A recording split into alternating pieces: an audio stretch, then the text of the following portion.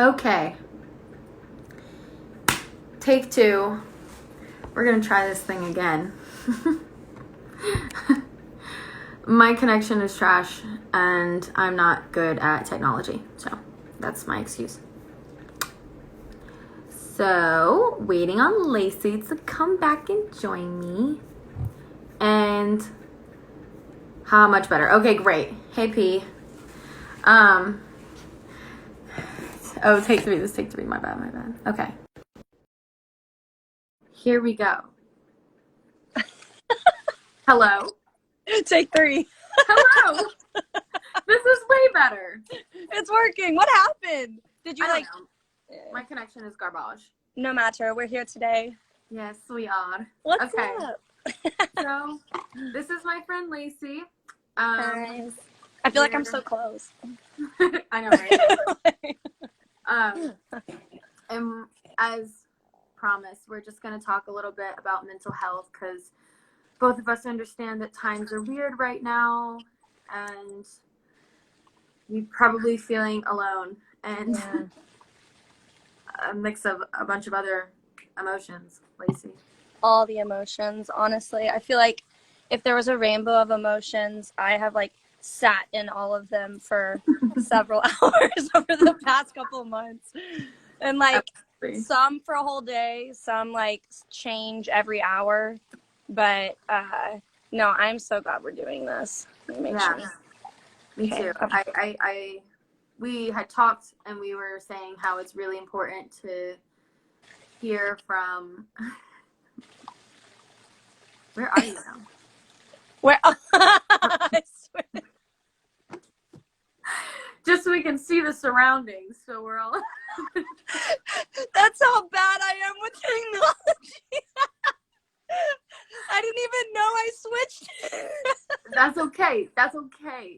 We're back looking at your cute little face. Okay. Hey, the fact that we're doing this and made it successfully into the stream is an accomplishment. Yes, right. Here we are. Just that it's important to hear from people who aren't medical professionals. I mean, I'm not a scientist. I haven't done a ton of research on the history of mental health, because the reality of it is a lot of people who are experiencing mental health issues and are discovering that and navigating that aren't professionals. They aren't people who have done a bunch of research and know exactly what's going on. It's right. Emotion. Well, and the people who, like us, personally understand it are the ones who you hear the least from. Yeah. You're right. It all seems, if you're hearing anything about mental health right now, it does seem very clinical. Yeah. And it's refreshing, I think. I know for me, when I was diagnosed bipolar, I was scouring the internet trying to find someone like me. Yeah. I was like, I just need to hear from a normal human who has my thing. Definitely. To feel not alone. So. Absolutely. So yeah, as Lacey said, Lacey is bipolar. Yes. I have BPD, which is a borderline personality disorder. Yeah. Representing. Doing good, chilling. Yeah, we could either answer questions or. Yeah, seriously. I guess we could start. I mean, unless questions pour in, I'll start by just kind of opening up about how the past couple months have been. Yeah.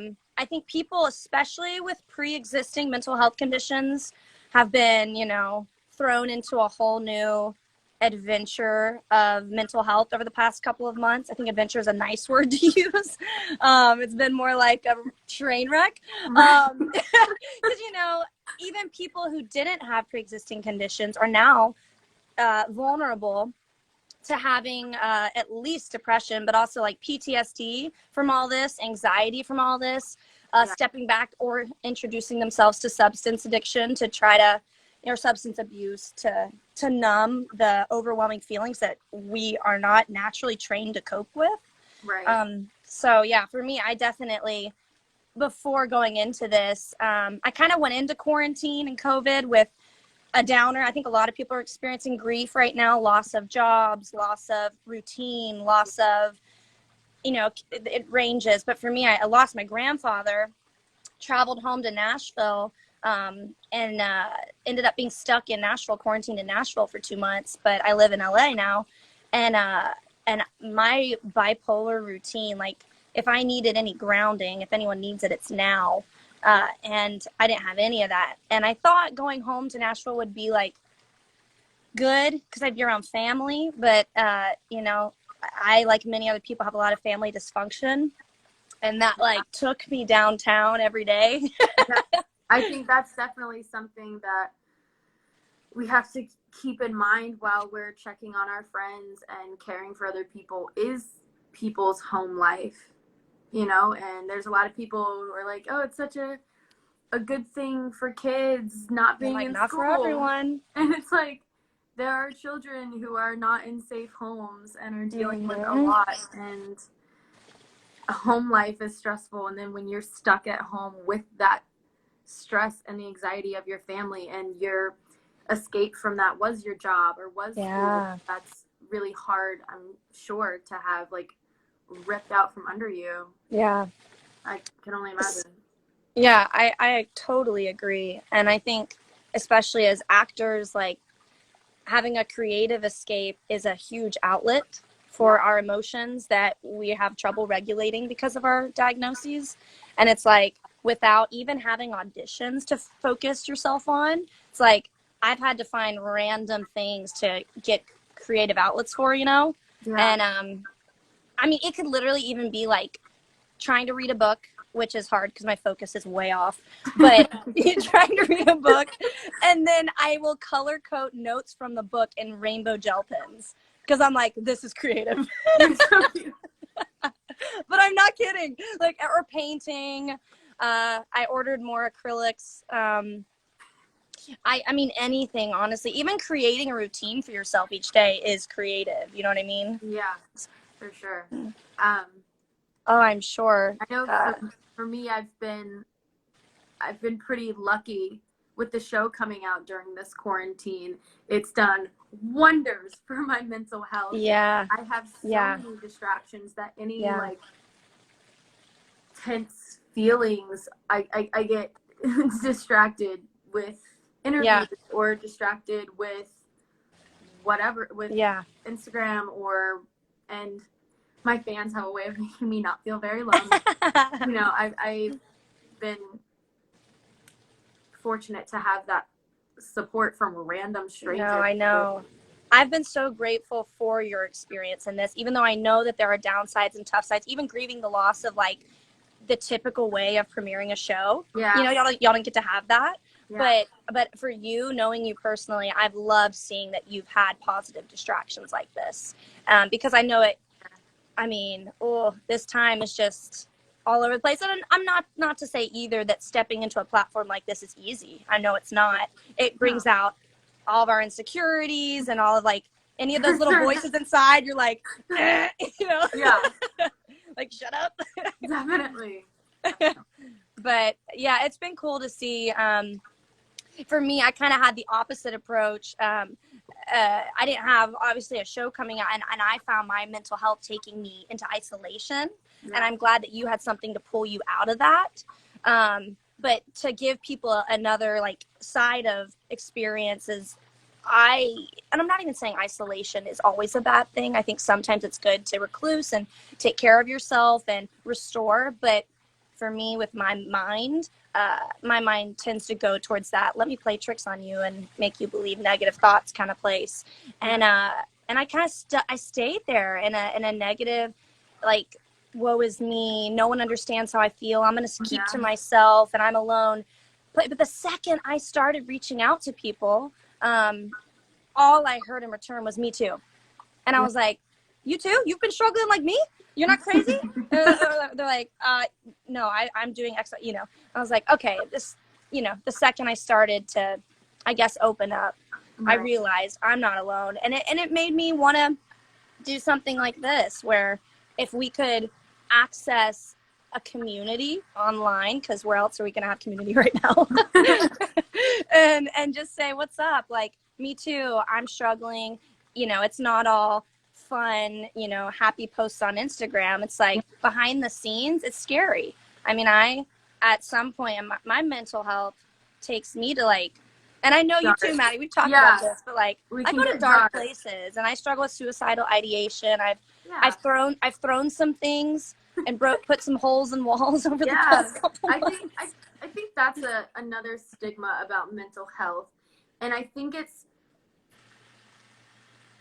the severity that saying suicidal thoughts has on people, and like how much it like tenses a room. And it's like, I think it's something that is pretty common with most mental disorders. Definitely. And I think it should not be like taken lightly, but also if I say like, I've been feeling like suicidal lately, it's not like, it's a lot more common. It's just like, you're right. It happens pretty often, you know. You're definitely, and it's like that instant feeling of like, I don't want to do this, I don't want to be here. It's not, you know. Well, you're right. It's a loaded and it's a leveled statement and topic, because there are different levels to, and that's why I think a lot of people don't even understand when people say suicidal ideation, they're talking about, my mind's been going to a place where it feels like suicide is the best option. So I think about it. I think about like, I don't even, like, it's basically the feelings and emotions and thoughts around, I don't matter, I'm irrelevant, I'm too much, I'm not enough, I'm in too much pain, I just need to kind of let go and the world would be better. I would be better if I let go. For sure. I think to be brief, that's kind of where my mind, when I get depressive, will go often to that, like, well, I don't care if I die, you know. And it's just like, it's more a feeling of emptiness, because I know I can get to a point where if I mentally exhaust myself, I just get drained and I get pretty numb.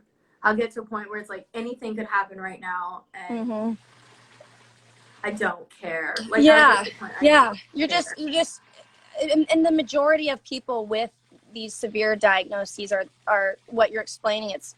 We get to a place where we're so overwhelmed with feelings, or we're so to the point where we had to go numb or empty, like you said, and you either just want to feel something, or you're tired of feeling only negative, and you're like, I can't escape it, and it's scary. A lot of mental health, it just, bottom line, feels out of control, and you're like, I just want to put things back in my control. But the difference and the different levels that I think a lot of people that get really tense and are less knowledgeable about people who openly talk about these things or struggle with them, is that I think they assume when you say I struggle with suicidal ideation, they jump to, oh, she's going to kill herself. Right. You know, and it's like, well, I mean, I've had my moments in my mental health journey. I've had my moments of genuinely wanting to do that and starting to plan that. And that was a part of my process that I survived, you know, and I'm hoping that going, and to be fair, I get really low still, but I think I've learned now with getting to that low point enough times that if I made it through the last time, I can make it through to see the sun again the next day or the next month. Absolutely. So yeah, and I too, I have a history of my grandfather. I never met him, but he shot himself. He took his own life, and that's why I can't even have a gun for protection in the house or anything like that. Just because it's a temptation. It's when I get into those suicidal ideations, it's a quick fix if I get low enough, and I don't need that like lingering as a possibility. For sure. And like the, not temptation, but like the option. You know? Option, exactly. Because sometimes you do get low enough, but that's why, you know, it's so important for us. And I know, Maddie, you have this, I have this, you're a part of my inner circle that I can talk to and say, I'm not okay. And you don't freak out. I'm just like, dude, I get it, you know? Yeah, I'm met with empathy, and I know we both meet each other in that. But it's so important to have that balance of professional help and people like my therapist and my psychiatrist I can talk to, as well as your close friend group that can affirm you and build you back up on those moments where you're like, I'm breaking. you know, you just got to reach out. It's definitely important to find those people that you can trust and you can talk to about it. Like people, like, because there are times where you'll be like, I'm having suicidal thoughts, and you need somebody there that's gonna be like, what can I do right now? And then there are times where you're like, I'm feeling kind of suicidal, and then you need a friend that's like, yeah, man, I mean, it's Tuesday. Like, yeah.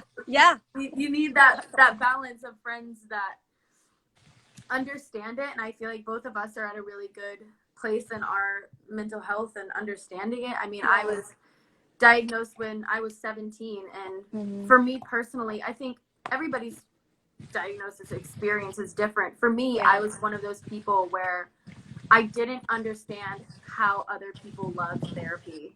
I didn't get it because I'm not one of those people. I am one of those people that's like, all I needed was that diagnosis. That's like the only thing I was craving out of it. Like, I saw a therapist for a couple weeks, and I was like, I just need to know what's going on so that I can search it and discover it and figure it out on my own. Because obviously everybody's coping stuff is different. Yeah. So I'm gonna need to take the time and figure that out on my own anyway. Yeah. And so I haven't been in therapy since then, and I think for me, that's the route that I felt most comfortable with, because I know there are a lot of people struggling with mental health who feel like the only option is therapy, and it's really, it's not for everybody. Just like anything is, like literally anything is not for every single person. Right. And I think for me, it was important to go and have somebody look me in my face and be like, you're not crazy. Yeah. This is actually what's going on. Like, here's what you're experiencing. And honestly, the second she was like, you have borderline personality disorder, it's pretty evident. And I was like, okay. Yeah. And I went home, I did my research, and I just felt like, not like understood, seen, but I felt like, oh my God, I'm gonna cry. Like, I just felt like it made so much sense to me for like something in my life that has never made sense. Yeah. And it takes that pressure off of you. You don't have to carry shame for something that's not your fault. Right. You know, I know for me, I had a mixed experience when I was diagnosed. I think because the only personal, like direct understanding I had of bipolar in my life when I was diagnosed bipolar was my dad. And a lot of my emotional trauma comes from his pain that he didn't mean to, but did inflict on us and, you know, the kids. And I was scared because I thought that meant I was effed. I was like, there's no hope. Oh no, buckle up, because I'm actually, you know, and it was a mix of things. But once I started to, and this is why I admire you so much, because you are so motivated and so, like, you take the initiative in your relationships, in your life, in your career, to just figure things out. And that's why I think we were quickly, you know, we clicked, because it was like, I see in you like a hunt for truth and to understand. And I see that because I get that. And I'm hungry for that too, because there's a lot that I don't understand and that I'm in turmoil over. But the second you're able to have a clear, validated diagnosis over something that you don't get, it opens up so many things for you of, yes, I'm seen, I'm validated, it's not my fault. Just and like, that's the stigma we try to break, you know? Relief. Yeah. You know, and it's important to find people, because I know I've learned so much from you, and it's just like, I don't think I've ever really had a friend that had the vocabulary and perspective on it that I did. Like, I feel like we're very communicative, not just with each other, but like with the people around us, like with our friends and whoever we're dating. It's very easy. It becomes very natural for us. Well, not natural. I definitely had to work on it. Yeah, and I'm sure you did too. It takes a minute to like build up that courage to like look your friend in the face, or look somebody in the face and be like, I can't control what's happening right now, and I need XYZ from you. Like, here's what I need from you. And it's not like I need the world. It could be like, I need space, or I just need like 10 like, minutes. I need you to not talk. Yeah, like, please, what, for the life of anybody, like, just don't say anything else. Yeah. Something I'm just like, listen, I'm like, I'm so triggered right now. Yeah. And I need. But our awareness around that, like, honestly, I'm so thankful for the growth we've had in our journeys to be able to be at a place where we can say that of like, hey, I'm triggered right now and I need a timeout. Like, I don't want to say something out of my emotions that I don't understand. And so often I think we have a lot of similarities in our diagnosis and the way that we will be so overwhelmed with emotion that we can't rationalize in the moment. Yeah. And it's like, I will say things that I don't mean and that are hurtful, and I will self-sabotage. I mean, because all the voices I'm hearing are just, or not even voices, rather just feelings of like past trauma. That's just like, you're inadequate, and just I get defensive, because that's what you do when you go through trauma. You develop these defense mechanisms that you project to the world, even when what the world's bringing at you may not even be what you went through, but you perceive it that way. So it's a load of, I love that you made a point to say like that you didn't feel what you needed was therapy at 17. Cause also, I love this because I'm the type of person that's like, yes, everyone go to therapy because it's good to have both sides.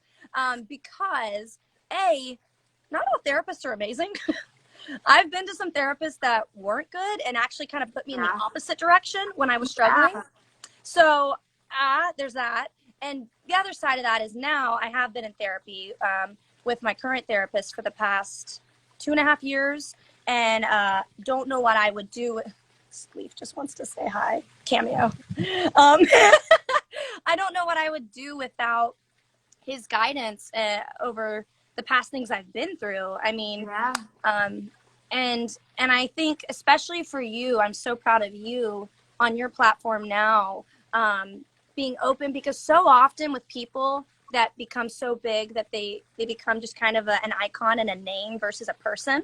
You know what I mean? Like, you represent something versus being an actual person. And I think people understanding who you are because of what you've been through and how you got to where you are now is the most important part. Yeah. You know what I mean? Like, it's amazing what you're doing now and what you're going to continue to do, because I know it's going to be amazing. I always have known. But also, like, who you've remained true to all along and why you are who you are today.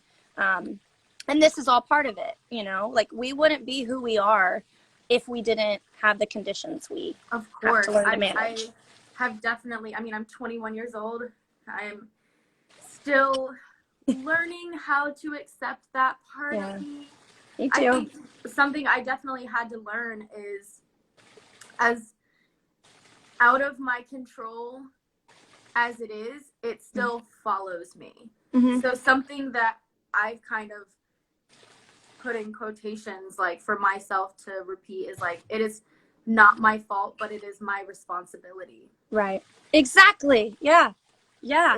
I'm so glad you said that. Yeah. And that's specifically something I remind myself of regularly, of like this.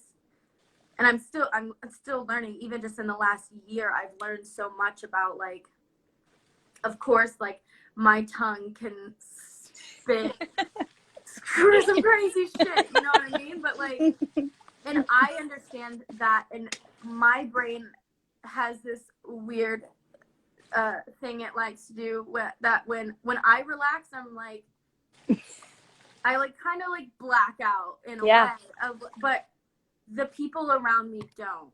The people around me don't know what just happened and don't see the separation between me and my conscious self, and then me being consumed with anxieties and my disorder.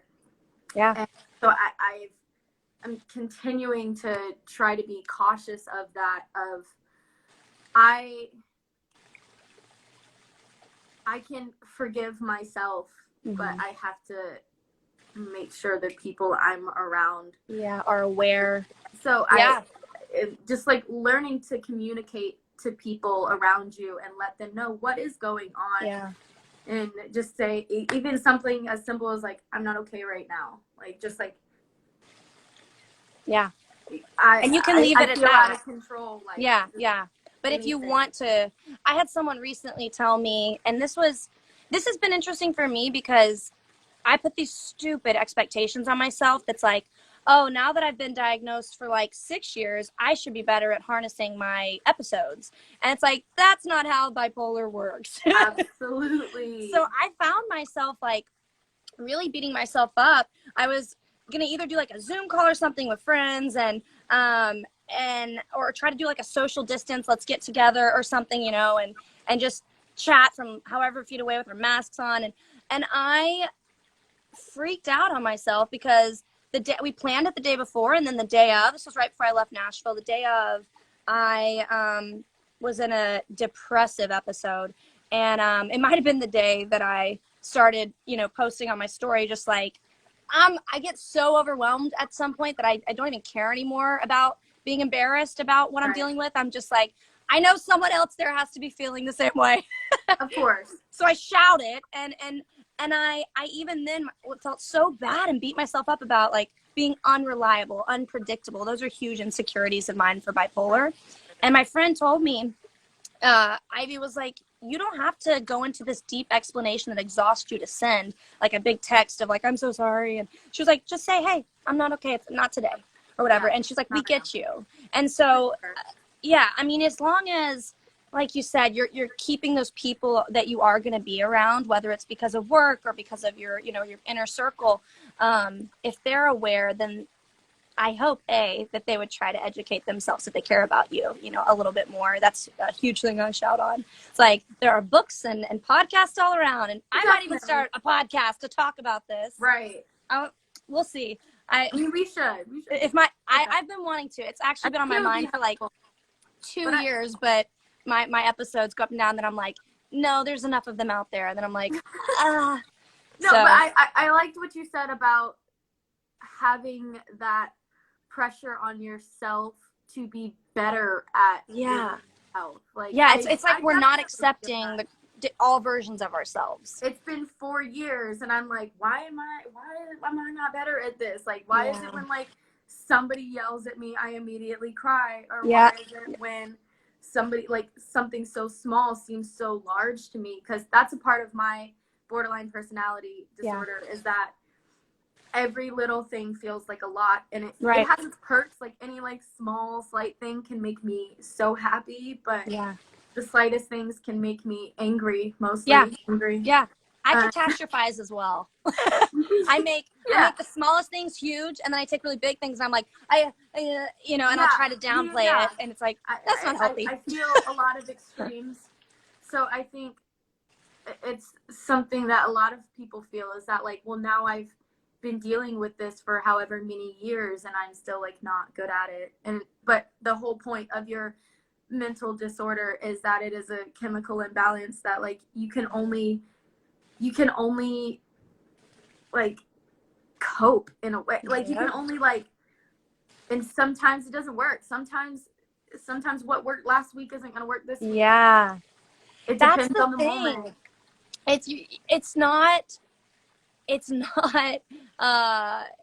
even though what we experience might seem cyclical, like you said, there's always these new levels to it, or a new version of, because we're always growing, always in a new state of life, in a new phase, that there will always be something new to navigate. And you're right, something that you might find that worked for you at one point, you're like, that's not helping anymore. What do I do? You know? And I'm like, I'll literally call my therapist, and I'm like, Nate, what do I do? You know, because I'm like, I didn't think I'd be unraveling like this so fast for what seems like no reason. And the point is, mental health doesn't require reason.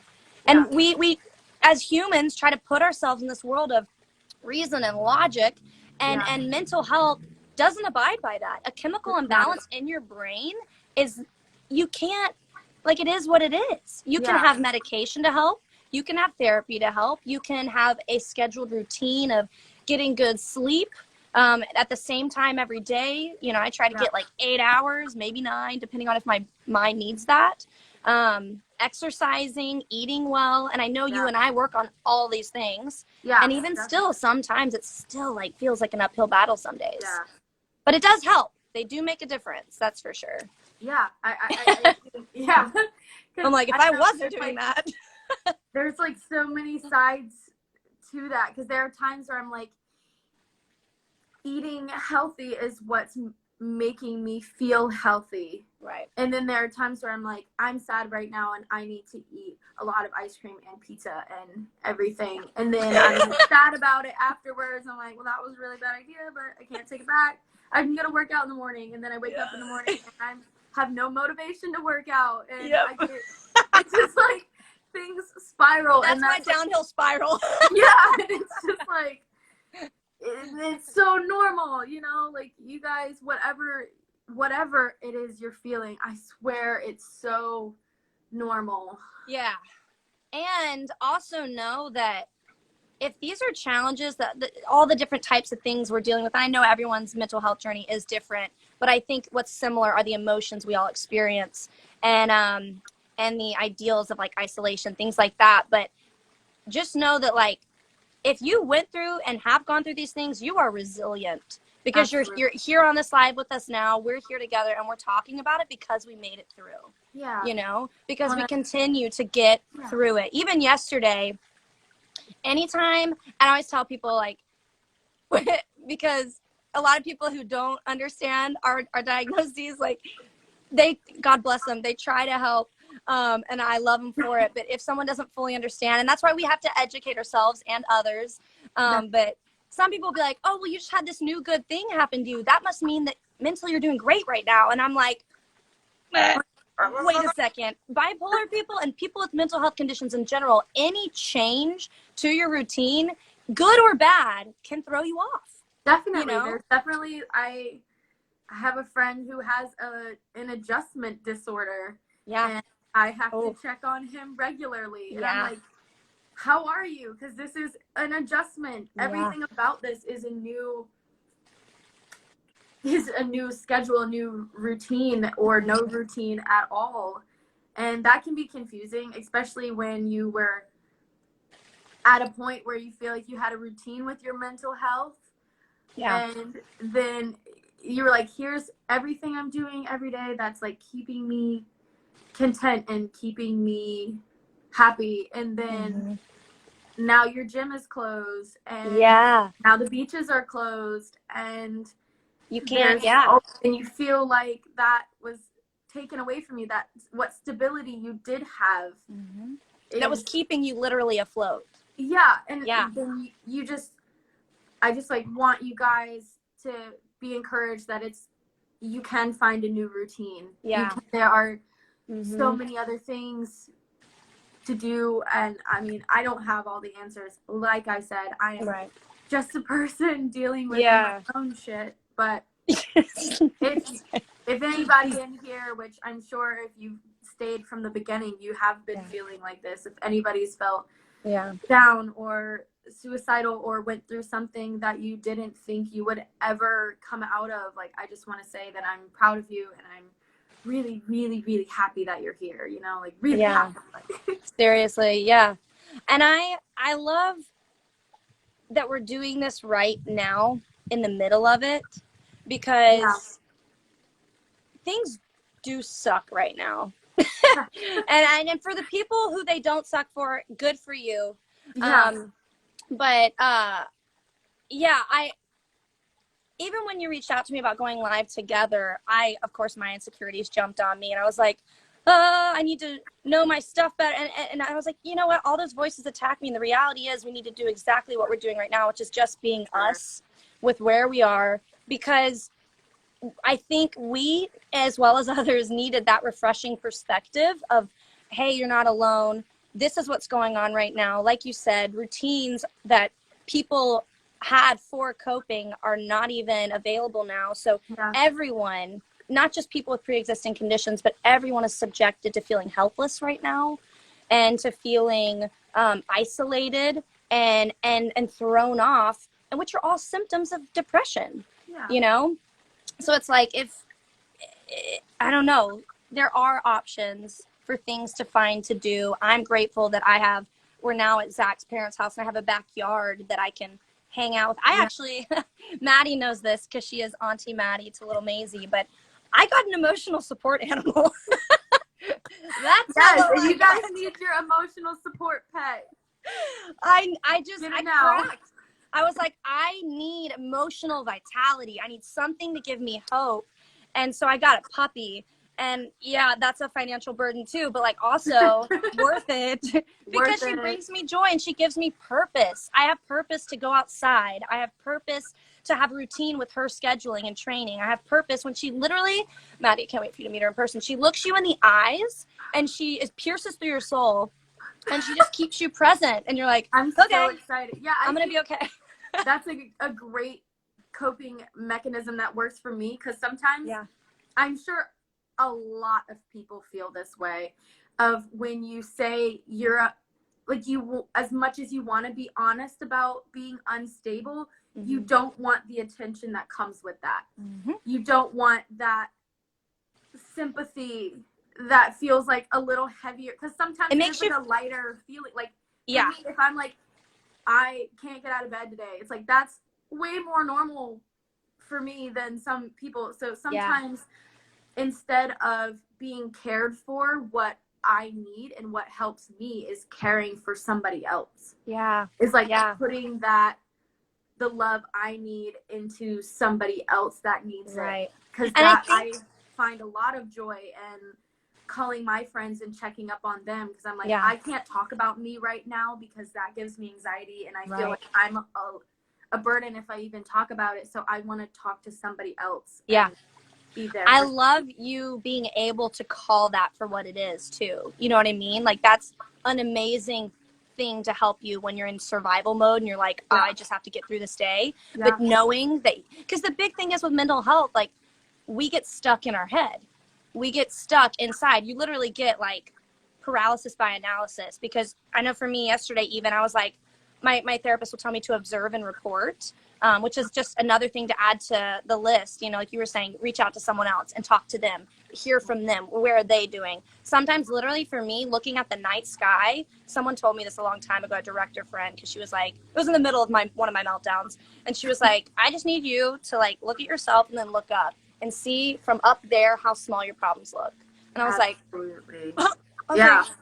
oh. And observe and report is good too. If you literally, a lot of people who go through AA do this, but literally step in a room or outside and access all of your senses to help get you out of your head, literally, by just saying, the air smells fresh. You know, I hear a airplane and the sky is blue and I have chill bumps on my leg or you know, whatever it is, just to get you into a physical place. Because I know with part of BPD is kind of you can lose that sense of reality. Is a hard part. We get delusional if we get low enough. Like you'll get to a point where you really feel like you feel like you are the only person ever that's feeling that, and you it's important to connect. I know you can't always get on a plane, but when I am on a plane, nothing makes me happier. And I just got back to LA on Monday and just like looking out the window and like seeing little cars, and I'm like like that person in the car is like dealing with an addiction, or that person in their car has domestic violence right now, and I'm sure they're going through it. Like really going through it. And to see like how small all the cars are, and you're like, there's probably like 3 people in that car like that are dealing with so much on their own individually. And it sometimes it does help to feel